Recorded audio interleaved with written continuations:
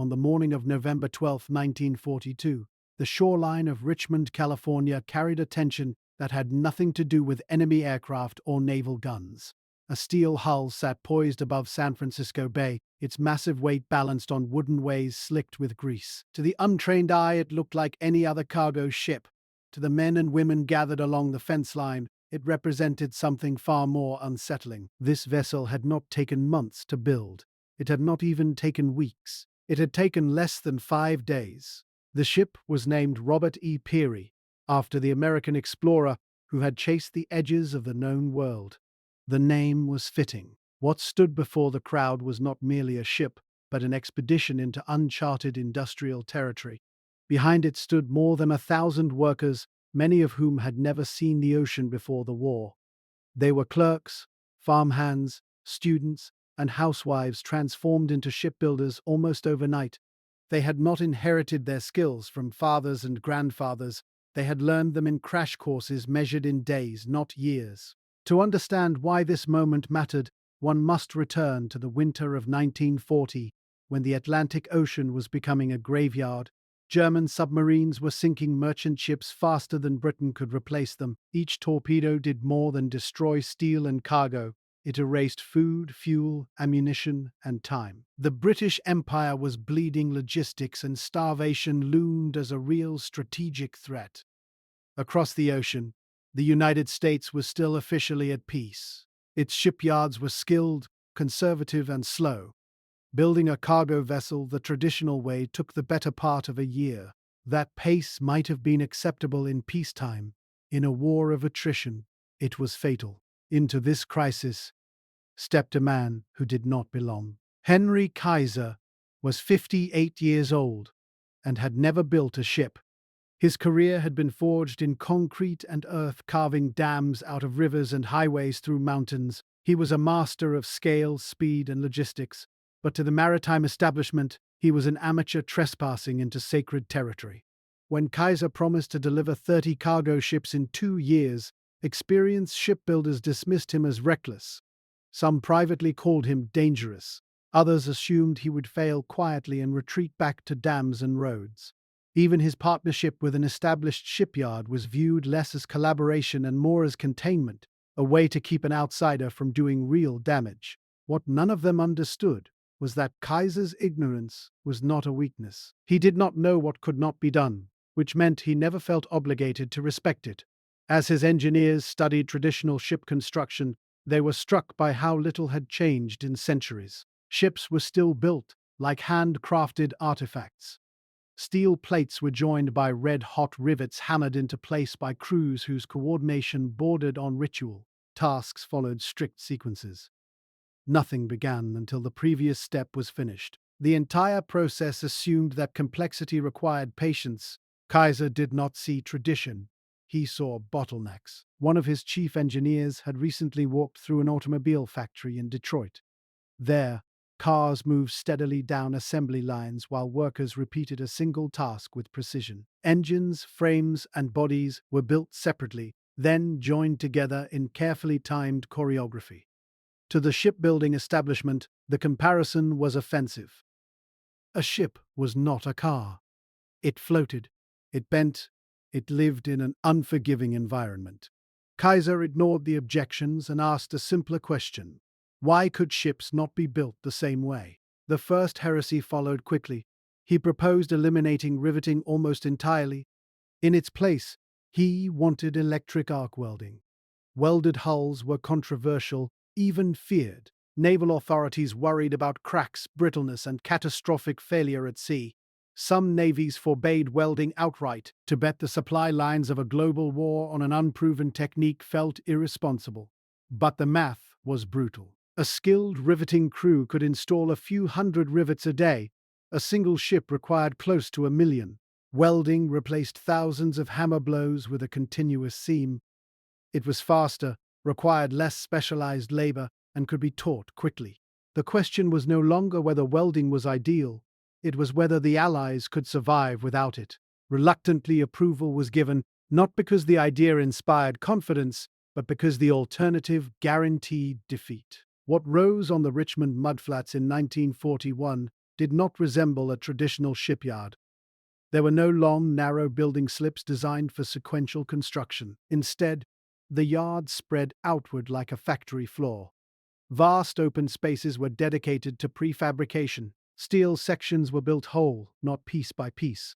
Railroad tracks crisscrossed the site, feeding materials to wherever they were needed. Cranes loomed overhead, powerful enough to lift entire sections of a ship in a single motion. Veteran naval architects who toured the yard were appalled and intrigued in equal measure. Every instinct told them the layout was inefficient, excessive, even absurd. And yet, it was perfectly suited to one goal: rapid assembly. The workforce completed the revolution. Kaiser did not recruit from coastal shipbuilding communities. He recruited from America itself. Anyone willing to work could apply training focused on repetition, not mastery. A worker learned one weld, one cut, one fit, and performed it again and again. In 2 weeks, a novice could be productive. In a month, proficient.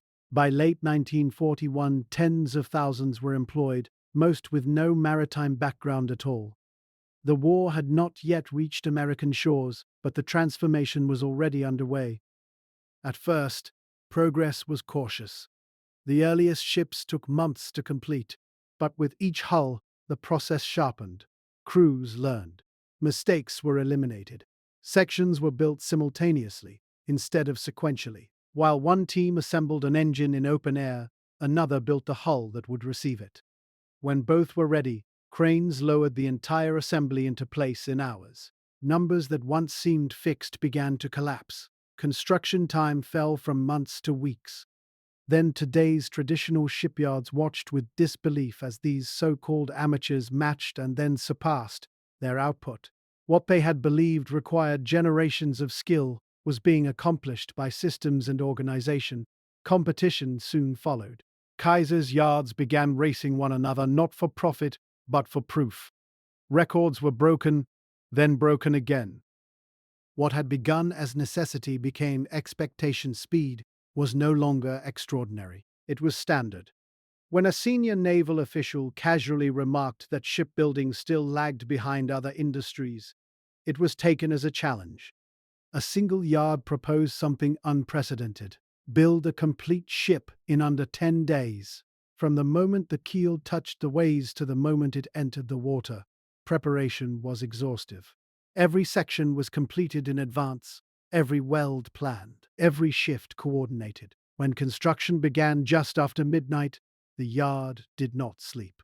4 days later, the hull stood complete, engines installed, deckhouses mounted, cargo holds secured. On the afternoon of November 12th, the ship slid into the bay as cameras rolled and skeptics fell silent. It was not a shell. It was a functioning vessel, ready for service. In that moment, centuries of accumulated wisdom collapsed under the weight of evidence. The question was no longer whether Kaiser's methods worked. The question was how anyone could afford not to adopt them. The war would go on for years. Battles would be fought across oceans and continents. But in that brief span of days in Richmond, the rules of industrial warfare had already been rewritten. The launch of the WWII did more than astonish observers. It forced an institutional reckoning. Admirals who had spent careers defending tradition now faced an uncomfortable truth. The enemy they feared was not change, but irrelevance. Within weeks, the United States Maritime Commission issued directives that would have been unthinkable 2 years earlier. Kaiser's methods were no longer an experiment. They were to become policy engineers. From the nation's most prestigious shipyards arrived in Richmond, carrying notebooks instead of objections. They measured crane spacing, studied workflow diagrams, and quietly admitted what pride had previously forbidden the outsider had solved a problem they had accepted as unsolvable. Shipbuilding, long treated as an inherited craft, had been redefined as an industrial system. As the Atlantic War intensified through 1943, the consequences of that shift became visible in numbers so large they defied intuition. Where German submarines once stalked convoys with impunity, they now faced an arithmetic problem they could not solve. For every ship sunk, 2 more appeared. Then 3. Then 4. Sinkings still hurt. but they no longer decided outcomes. The Liberty ships were not elegant, their lines were blunt. Their engines were deliberately antiquated. They vibrated. They leaked. Sailors complained about the cold steel and the relentless noise. But they sailed, and they carried cargo, and they arrived faster than they could be destroyed. Adequacy, multiplied by thousands, became unstoppable. The workforce behind this surge represented another quiet revolution. By mid-war, women comprised more than a quarter of production labor at some yards. They welded hull seams, operated cranes, and supervised crews. African American workers moved into skilled positions long denied to them, not out of social enlightenment, but because necessity overruled prejudice. When output mattered more than appearances, barriers fell. This transformation unsettled traditional hierarchies far beyond the docks. Managers accustomed to equating skill with lineage now faced data showing that training and specialization could outperform apprenticeship. The implication was uncomfortable. If shipbuilding could be democratized, what else might follow? Kaiser himself remained unmoved by the ideological shockwaves. He focused relentlessly on throughput. His yards ran around the clock.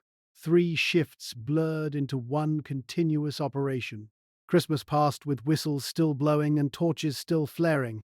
Though meals and music softened the sacrifice, moral mattered, Kaiser believed, because people who felt valued worked harder and stayed longer. By 1944, the scale of production had reached heights that bordered on surreal. Entire cities had sprung up around shipyards, swelling with workers and families drawn by wages and purpose. Some of these boom towns would vanish after the war, leaving behind empty foundations and half-forgotten street grids. But during their brief existence, they powered the logistical backbone of global combat. The ships themselves began to travel everywhere. They crossed the Atlantic under constant threat, feeding Britain and sustaining invasions. They steamed through the Panama Canal into the Pacific, supporting island campaigns that stretched supply lines across thousands of miles. Tanks, trucks, fuel, food, ammunition, everything that modern war consumed in vast quantities, rode in their holds. Critics continued to point to failures. Welded hulls cracked under extreme cold. A small number of ships fractured catastrophically, splitting apart in dramatic fashion that fueled lingering doubts. Investigations followed. Metallurgists adjusted steel composition.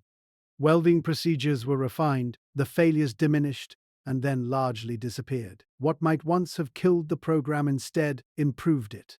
The Liberty ships, conceived as disposable tools of emergency, refused to behave as such. Many outlived the war by decades. They were sold, repurposed, and sailed under foreign flags, long after peace returned. Some became museum pieces. Others became warehouses, factories, or headquarters. Their steel endured far beyond its intended lifespan. Yet, perhaps the most lasting legacy was invisible. The techniques honed under wartime pressure migrated outward. Prefabrication reshaped construction. Welding became standard across industries. Parallel production entered textbooks and boardrooms. The idea that capacity could be created quickly, rather than merely expanded slowly, altered how governments and corporations planned for crisis. When the war ended, the yards fell silent with shocking speed. Tens of thousands were laid off. Cranes stood motionless. The miracle appeared to evaporate, but the knowledge did not vanish. It dispersed with the workers, carried into post-war careers and peacetime industries. Looking back, historians would struggle to isolate the moment when the tide of the logistical war truly turned. Some pointed to convoy tactics, others to air cover or intelligence breakthroughs. But many returned to a quieter truth. Wars are not won only by those who fight them, they are won by those who build faster than the enemy can destroy. In that sense, the launch in Richmond was not a spectacle, it was a verdict. It declared that the limits of production were not physical laws, but choices. And once that lesson was learned, it could not be unlearned. As the war pushed toward its climax, the implications of what had happened in the shipyards became impossible to ignore. Military planners began to speak differently. Early war discussions had revolved around scarcity, conservation, and painful trade-offs. By 1944, the language shifted toward abundance. The question was no longer whether enough ships could be built, but how best to use the overwhelming flow of material they carried. This shift altered strategic thinking at the highest levels. Amphibious landings that once seemed reckless due to supply uncertainty became feasible. Campaigns spanning entire oceans were sustained not by brilliance alone, but by predictable, relentless logistics. The Allies could plan offensives knowing that replacements would arrive not in months but in weeks. German and Japanese intelligence both attempted to estimate American production capacity. Their analysts understood the importance of industry, but they relied on pre-war assumptions. Shipyards took years to expand. Skilled labor could not be conjured instantly. Output increased incrementally. These models had been accurate in previous conflicts. They were catastrophically wrong this time. What Kaiser had demonstrated was not merely efficiency, but adaptability. Capacity was not something to be inherited, it could be created. Skills were not fixed traits, passed through generations. They could be taught rapidly when systems were designed around human learning rather than tradition. The psychological effect on Allied leadership was profound. Confidence replaced caution.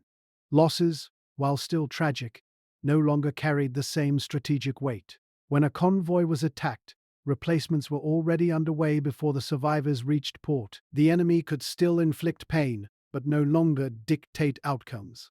After victory, analysts attempted to quantify what had occurred. Numbers told part of the story. Thousands of ships, millions of tons, billions of dollars. But the deeper change resisted simple measurement. Entire industries had been forced to confront the fragility of their assumptions. Shipbuilding was not unique. The same principles applied to aircraft, vehicles, and infrastructure. Standardization, over-customization, training, over apprenticeship, systems over individual mastery. These ideas would shape the post-war world as profoundly as any battlefield decision. For the workers themselves, the experience left permanent marks. Many had entered the yards uncertain and inexperienced. They left with confidence forged under pressure. Women who had proven their competence in heavy industry were reluctant to surrender it. Minority workers who had held skilled positions were unwilling to return quietly to exclusion. Social change, accelerated by necessity, did not fully reverse when peace returned. Kaiser, ever pragmatic, moved on. His wartime empire shrank rapidly. Some facilities closed, others transformed. Healthcare programs created to keep workers productive evolved into institutions that would outlast the ships themselves. The war had forced experimentation. Peace allowed those experiments to mature. Decades later, modern shipyards in Asia and Europe bore unmistakable resemblance to Richmond. Modular sections built indoors, massive cranes lifting completed blocks into place, ships assembled rather than crafted. What had once seemed radical was now universal. The WWII Peary itself did not become famous for combat or heroism. It carried cargo, crossed oceans, and fulfilled its purpose quietly. Its true significance lay not in where it sailed, but in how it came to exist. The lesson it embodied remains unsettling. Progress does not always emerge from mastery of tradition. Sometimes it comes from questioning why tradition exists at all. The experts of 1940 were not foolish. They were constrained by experience that no longer applied. In 5 days, a shipyard demonstrated that centuries of accumulated certainty could be overturned. By organization, urgency, that demonstration echoed far beyond wartime necessity. When historians search for turning points, they often look to battles and treaties. But some revolutions occur without gunfire or applause.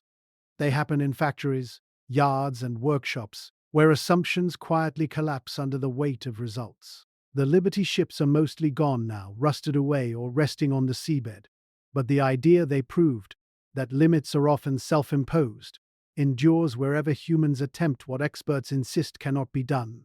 In that sense, the war was not only fought on beaches and in skies, it was fought in schedules, workflows, and training manuals. And in those arenas, speed defeated tradition, systems defeated scarcity, and possibility defeated doubt.